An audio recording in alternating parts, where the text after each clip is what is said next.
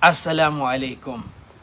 Kapag sasakyan po ba nasira, civil case po ba yon?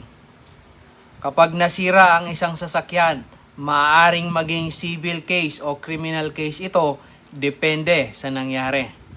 Halimbawa, kung ang sasakyan mo ay nabangga dahil sa kapabayaan ng isang driver, maaari siyang kasuhan ng reckless imprudence resulting in damage to property. Ito ay isang criminal case, ngunit maaari ring humingi ng bayad sa mga pinsalang dulot sa sasakyan bilang bahagi ng danyos. Sa kabilang banda, may mga sitwasyon naman na civil case lang ang maaring isampa. Halimbawa, kung ang nakabangga sa iyo ay isang minor de edad, gaya ng 13 anyos na nagmamaneho ng motorsiklo, hindi siya maaring panagutin sa criminal case dahil sa kanyang edad.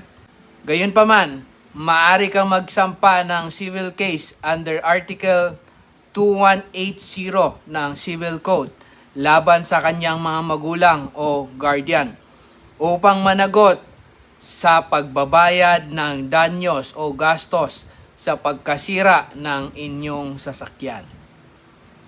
May natutunan ka na naman ba ngayong araw? I-like, i-share at i-comment ang inyong tanong.